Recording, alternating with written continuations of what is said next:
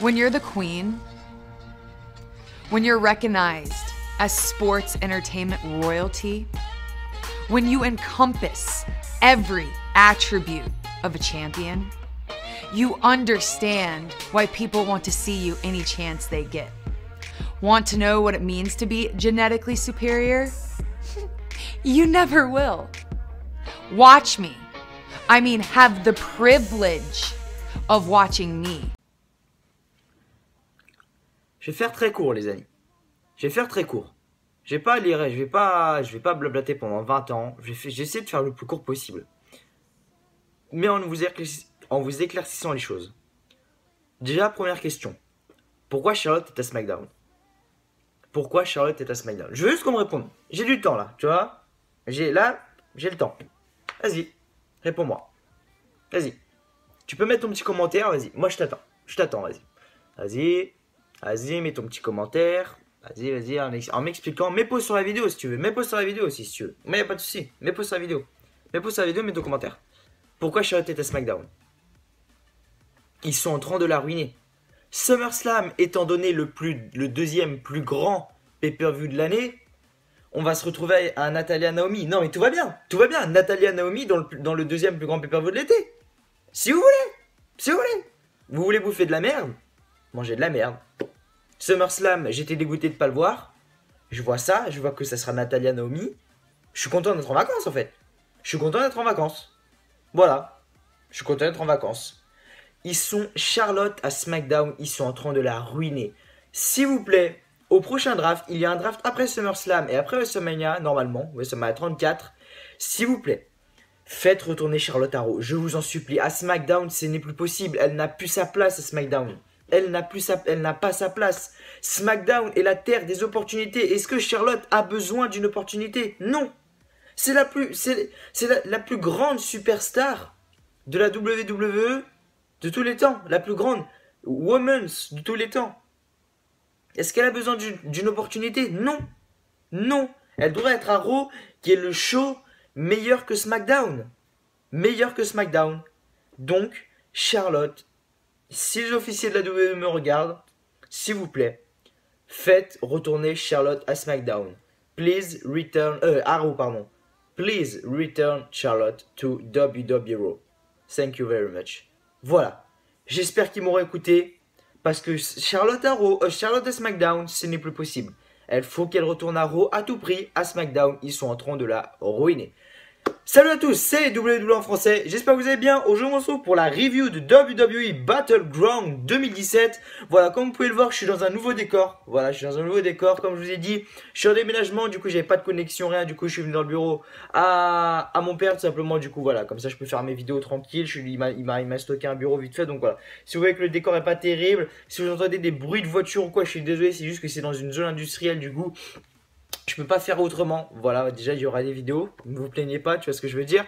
Non mais voilà, plus précisément, donc voilà, tout simplement. Donc aujourd'hui on fait la review de Battleground. Donc vous voyez, si je suis fatigué, c'est normal, je me suis levé à 2h pour regarder le pay-per-view, je me suis couché à 5h et là je sais pas quelle heure il est précisément. Je crois qu'il est 9h30, un truc comme ça, à l'heure où je fais la review.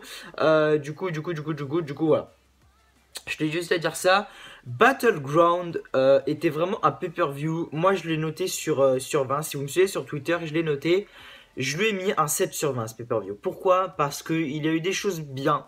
Notamment la fin qui a été épique. Mais il y a eu des choses très mauvaises.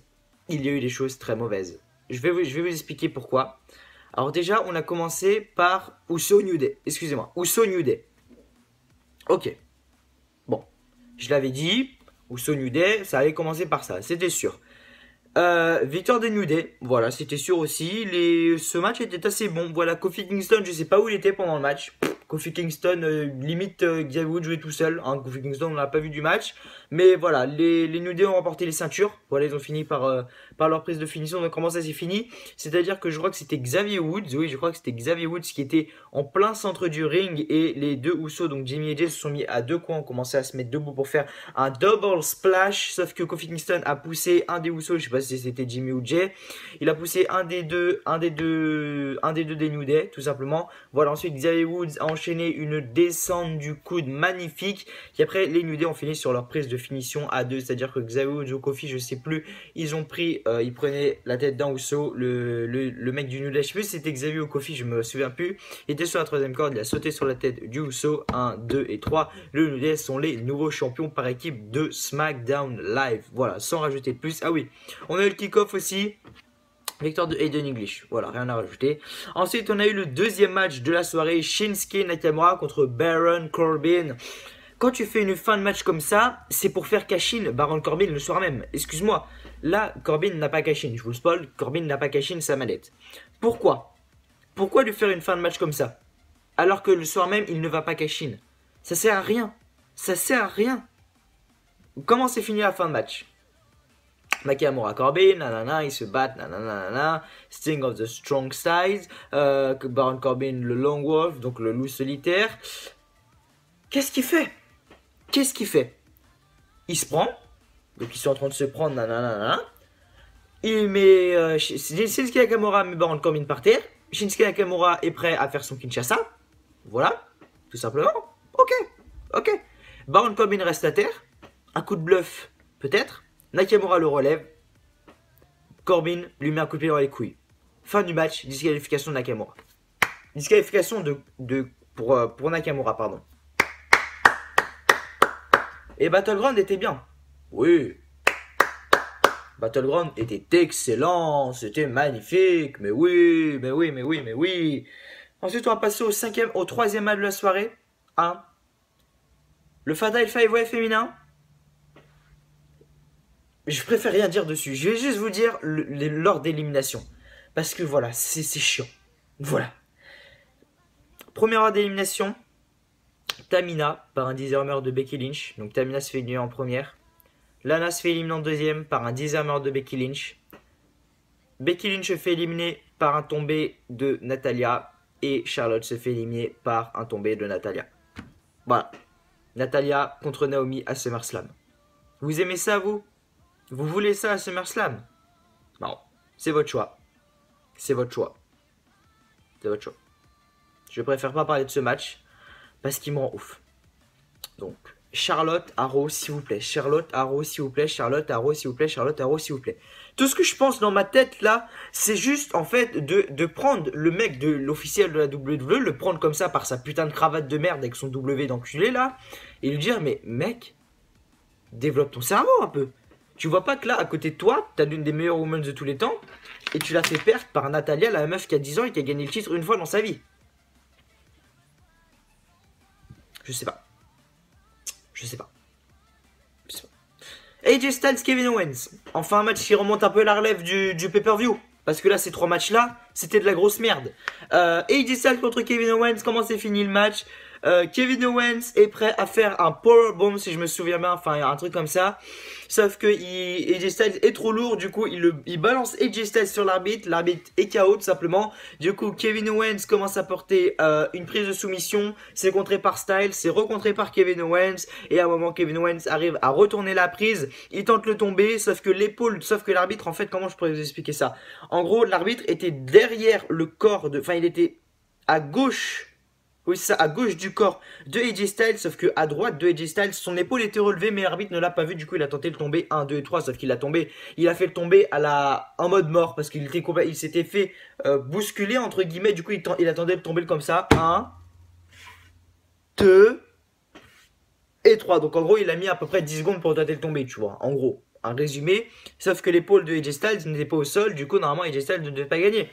Donc à SummerSlam, AJ Styles voudrait un rematch, donc on a déjà AJ Styles contre Kevin Owens à SummerSlam. À quoi ça sert de regarder SmackDown? À quoi ça va servir de regarder SmackDown ces dernières semaines? À part pour savoir qui va être le challenger numéro 1 au titre de la WWE à SummerSlam. À rien, vu qu'on sait déjà quoi va être le match des États-Unis, et on va savoir qui a Natalya contre Naomi. Donc à quoi ça sert de regarder? Pour voir Charlotte jobber? Non, ça sert à rien. Bref. Ensuite on a eu Rusev Sina. Voilà, Rusev Sina. Victoire de Sina. Personne s'y attendait. Oh là là, suspense, excellent. Suspense. excellent le match. Excellent mon pote. Rousseff contre Cena, voilà comment c'est fini le match. Cena, donc voilà, Rousseff est prêt en gros, il lui fait son... Comment ça s'appelle déjà sa prise de finition, enfin sa soumission là, je sais plus comment ça s'appelle, où vous savez, il le prend comme ça à la fin, je sais plus comment ça s'appelle. Je sais plus comment ça s'appelle, donc je vais dire la soumission de Rousseff. Donc Rousseff porte la soumission. Ensuite il va chercher son drapeau. Du coup John Cena se cache en fait derrière les escaliers pour poser le drapeau. Il se cache derrière, du coup Rousseff prend tout son temps, genre Rousseff ne le voit pas, tu sais, hein, le mec est pas crédible du tout. Il fait, du coup voilà, il commence à mettre le drapeau, sauf que John Cena, il y a une main qui sort de nulle part, c'est la main de John Cena qui sort de nulle part pour relever le drapeau tout simplement.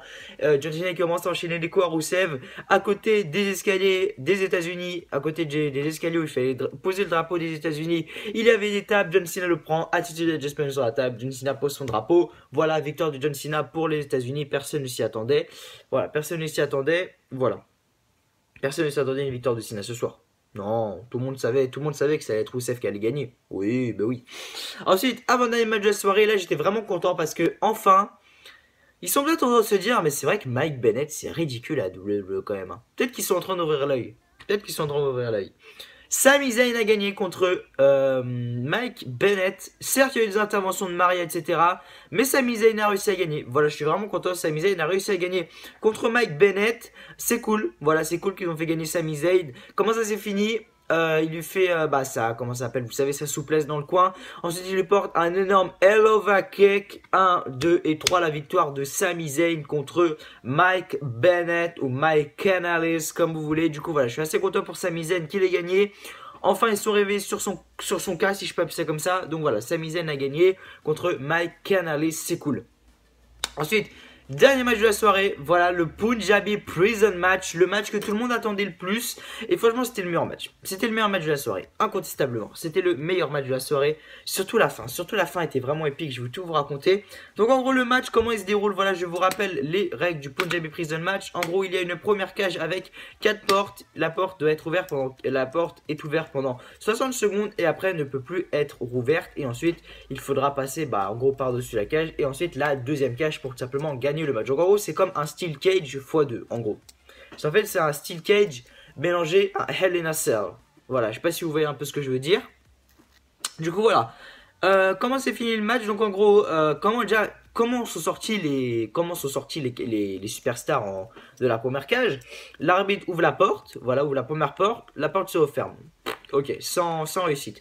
Deuxième porte se referme, sans réussite. Troisième porte se referme. Sans réussite. Quatrième porte, il reste 10 secondes. Voilà, John Cena porte un RKO à Jinder Mahal. Voilà, il porte un RKO à Jinder Mahal. Sauf que les Singh Brothers ont réussi à venir dans la cage. Ils prennent les pieds de Jinder Mahal. Voilà, du coup, ils commencent à tirer Jinder Mahal. Du coup, l'arbitre ferme la porte. Du coup, Randy Orton est tout seul dans la cage.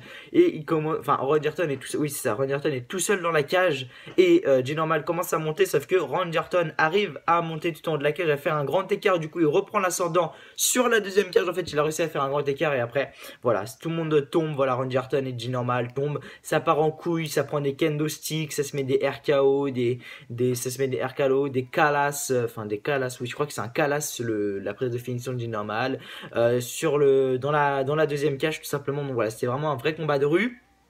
Et qu'est-ce qui se passe ensuite?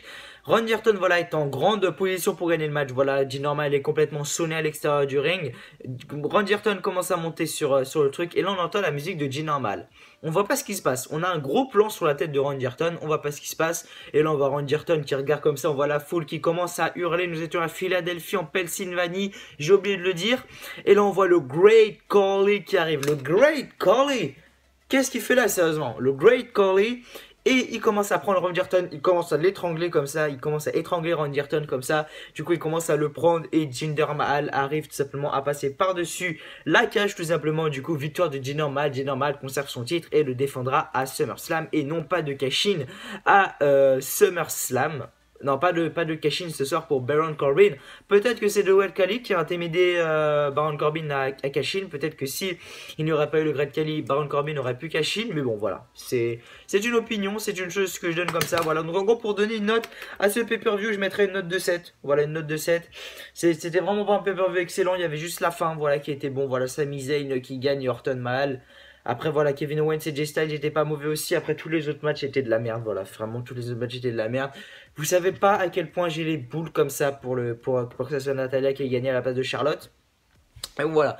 Qu'est-ce que vous voulez que j'y fasse? C'est comme ça. C'était Battleground 2017, les amis. Merci à tous d'avoir suivi cette vidéo. N'oubliez pas de liker. Voilà, on tente les 35 likes sur cette vidéo. Voilà, je sais qu'on peut y arriver. Voilà, les 35 likes. Allez, on essaye ensemble de faire les 35 likes sur cette vidéo. Voilà, donc c'était double en français. J'espère que ça vous aura plu. En tout cas, comme d'habitude, moi, ça m'a très d'être avec vous. Et donc, je vous retrouve mercredi soir pour la preview de WWE Raw. Vendredi après-midi pour la review de WWE Raw.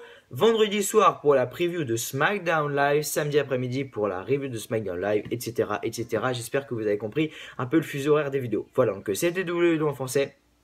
Je vous fais un gros bisou et je vous dis à la prochaine. Et c'est mon pote.